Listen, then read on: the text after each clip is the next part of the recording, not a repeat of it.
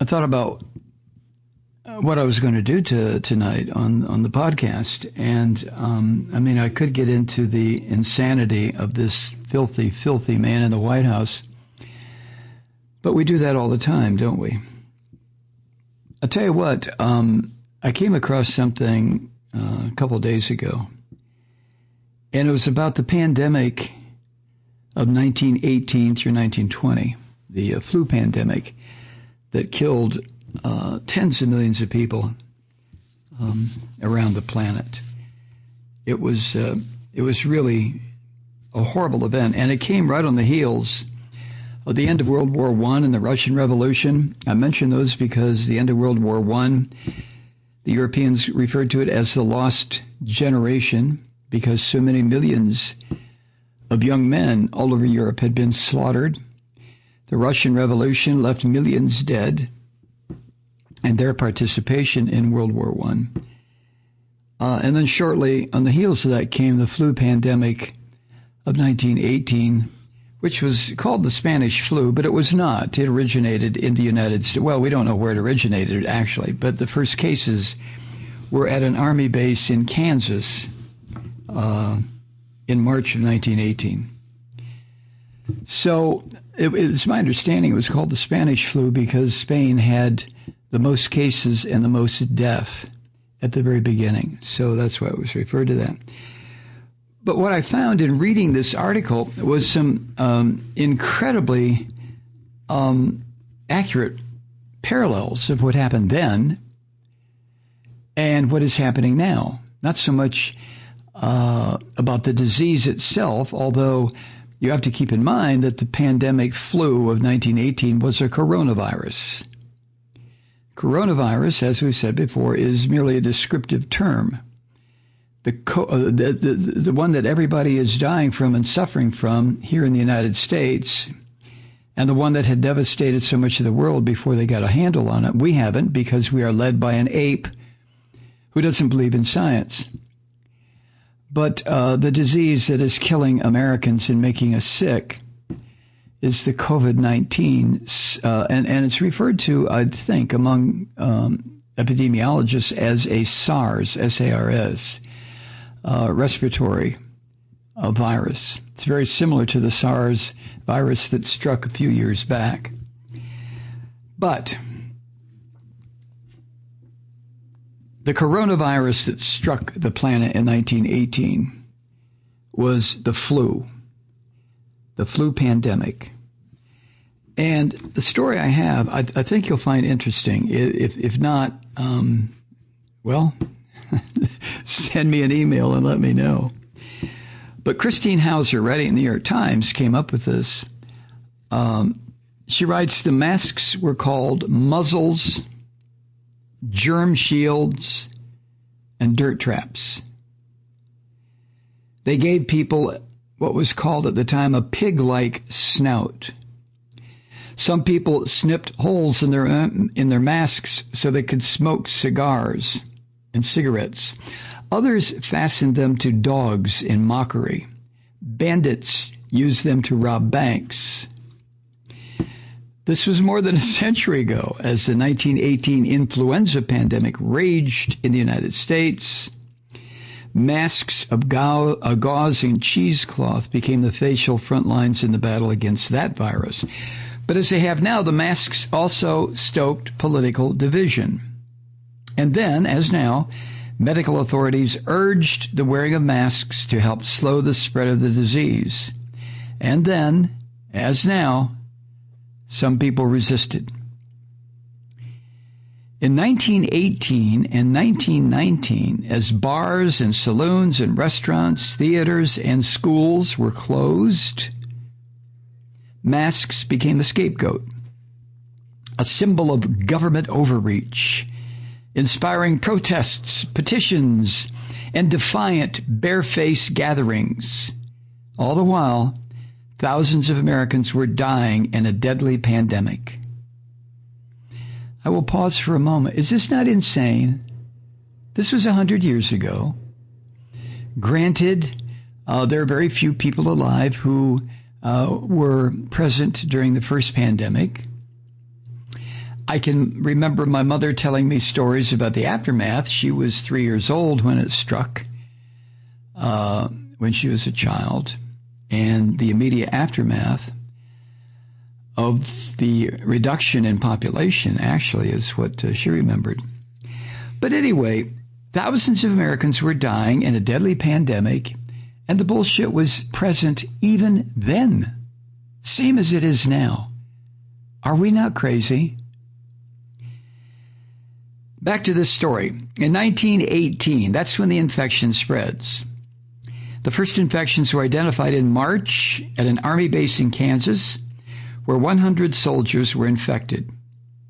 Within a week, the number of flu cases grew fivefold, and soon the disease was taking hold across the country, prompting some cities 100 years ago to impose quarantines and mask orders to contain the spread. And by the fall of 1918, 7 cities, San Francisco, Seattle, Oakland, Sacramento, Denver, Indianapolis, and Pasadena, had put in effect mandatory face masks laws. That's according to Dr. Howard Markle, a historian of epidemics and the author of a book called Quarantine. Anyway, organized resistance to mask wearing was not common, Dr. Markle said, but it was present. He says, quote, there were flare-ups, there were scuffles, and there were occasional groups like the Anti-Mask League, but that is the exception rather than the rule, end quote. At the forefront of the safety measures was San Francisco, where a man returning from a trip to Chicago apparently carried the virus home, according to archives about the pandemic at the University of Michigan. And then by the end of October, there were more than 60,000 cases in California, with 7,000 of them in San Francisco.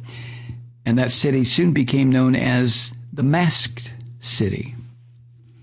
And then there was the Mask Ordinance, which was signed by the mayor of San Francisco, Mayor James Rolfe, in October.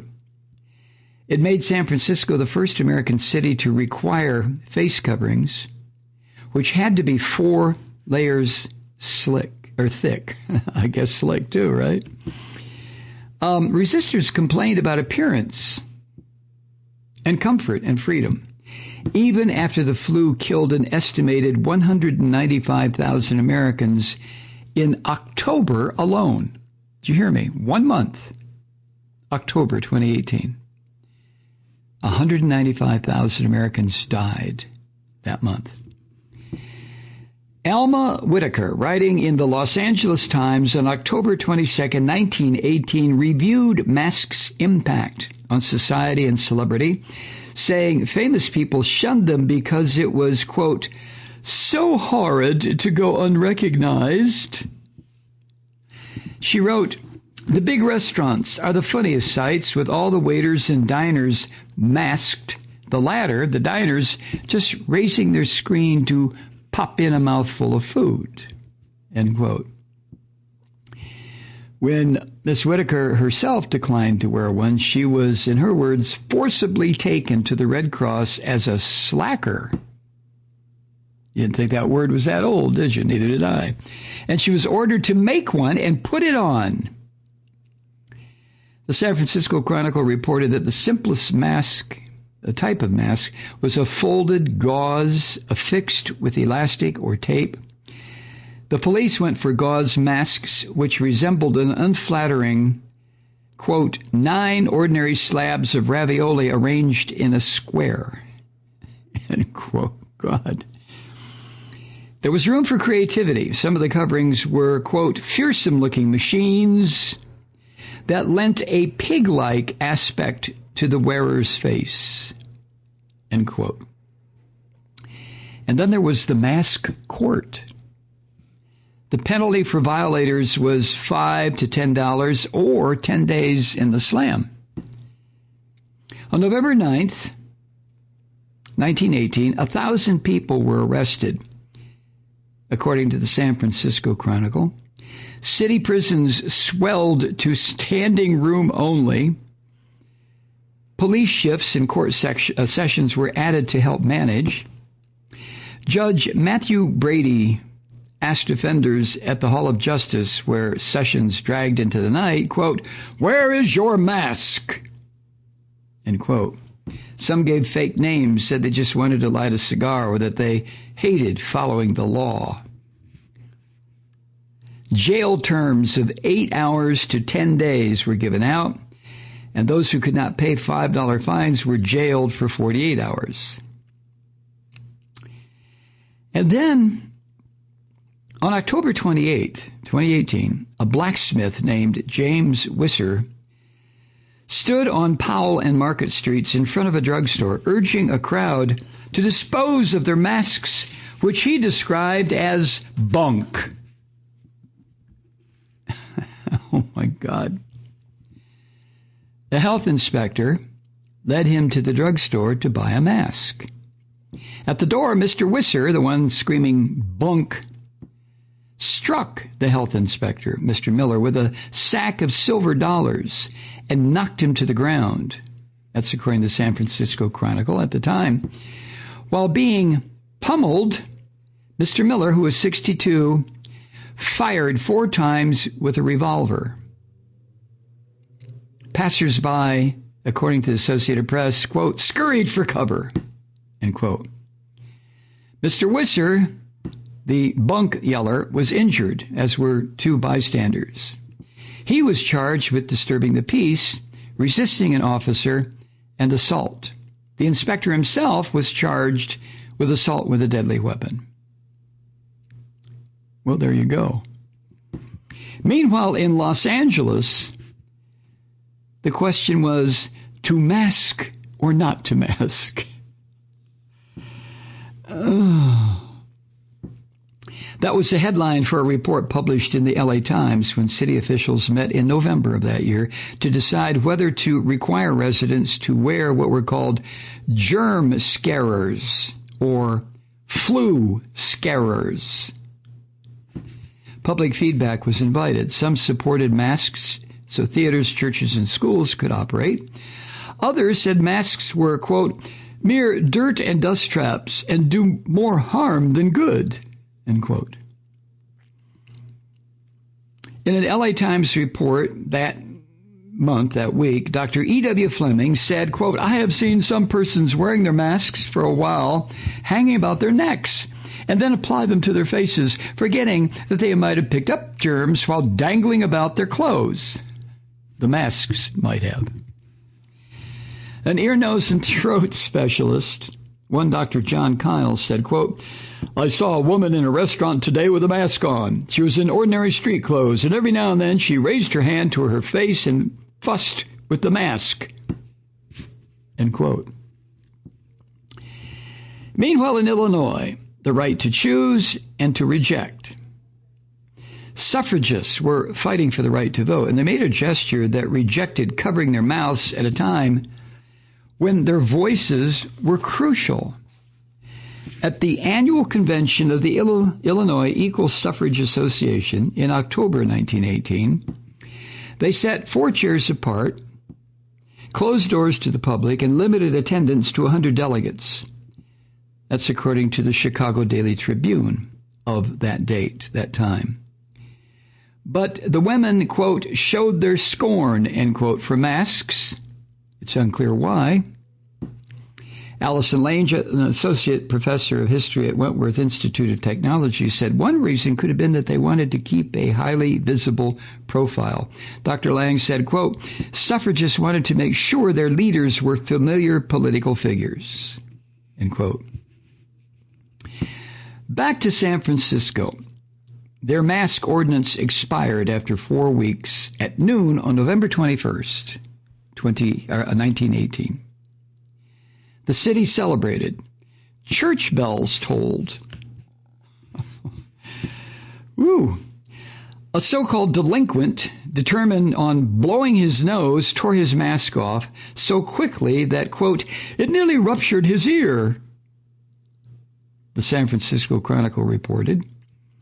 And then he and others stomped on their masks in the street. As a police officer watched, it dawned on him that, quote, his vigil over the masks was done, end quote, the cop. Waiters, barkeeps, and others bared their faces. Drinks were on the house. Ice cream shops handed out treats. The sidewalks were strewn with gauze. What was described by the Chronicle as, quote, the relics of a torturous month, end quote. So the spread had been halted. But a second wave was on the horizon.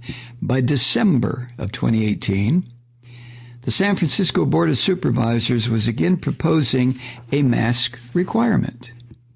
And they were met with very testy opposition.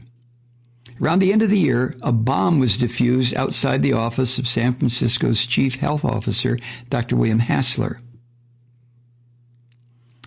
Brian Dolan, a medical historian at the University of California, San Francisco, said, quote, things then were violent and aggressive, but it was because people were losing money. It wasn't about a constitutional issue. It was a money issue, end quote. I have to pause. Does this not, is this, just by changing the years from 1918 to 2020, is this not maddeningly familiar?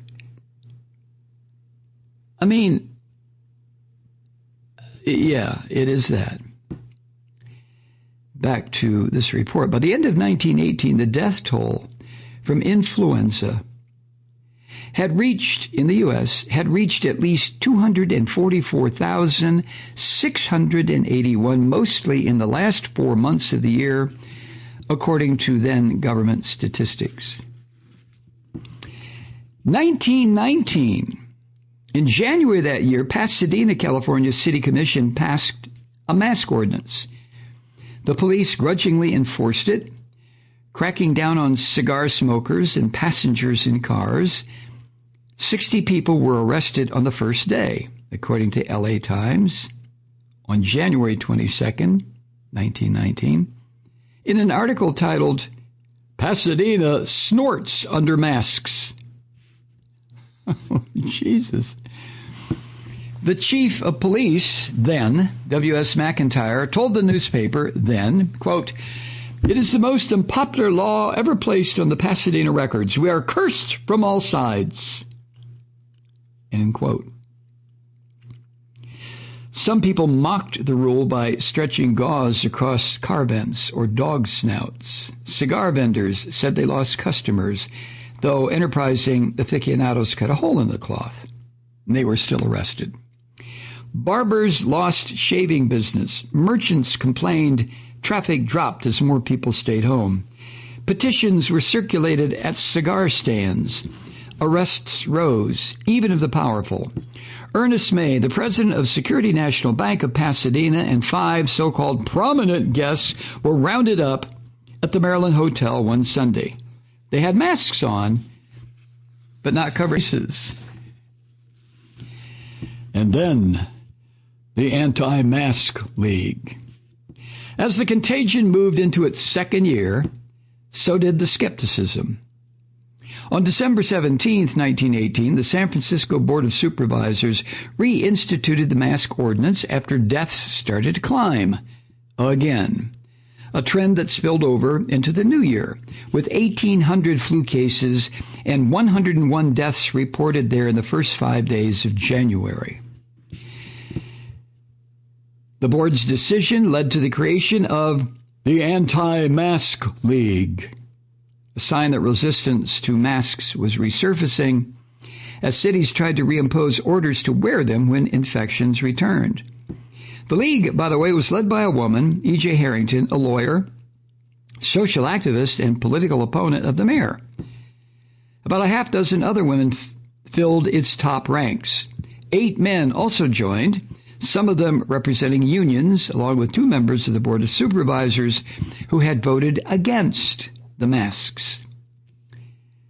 The mask turned into a political symbol. On January 25th, the League held its first organizational meeting, open to the public, at the Dreamland Rink, where they united behind demands for the repeal of the mask ordinance and for the resignations of the mayor and health officials. I guess I shouldn't say, sound familiar? But what the hell? Sound familiar? Their objections included lack of scientific evidence that masks worked, and the idea that forcing people to wear the covering was unconstitutional. On January 27, 1919, the League protested at a Board of Supervisors meeting, but the mayor held his ground. There were hisses and cries of freedom, liberty. One of the reports on that event reported. Anyway, repeal of the mask ordinance came later on February 1st when Mayor Rolfe cited a downturn in infections. But a third wave of flu rolled in late that year. The final death toll reached an estimated 675,000 people dead nationwide, or 30 for every 1,000 people in San Francisco, making it one of the worst hit cities in America. Dr. Dolan said the story of the Anti-Mask League, which has drawn renewed interest now in 2020, demonstrates the disconnect between individual choice and universal compliance. That sentiment echoes through the century from the voice of a San Francisco railway worker named Frank Cosniglia. Arrested on Kearny Street in January, Mr. Cosniglia told the judge that, quote, "I'm not disposed to do anything not in harmony with my feelings," end quote. He was sentenced to 5 days in jail.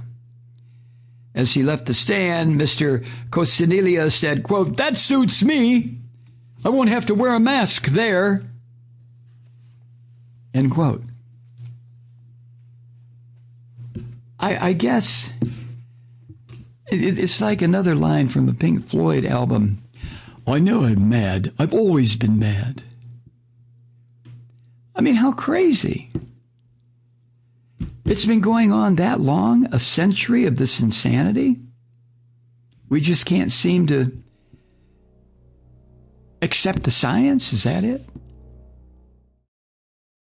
Hi, Truth Seekers. Mike Malloy here. As you know, we've switched formats and are now broadcast exclusively on the Progressive Voices Network.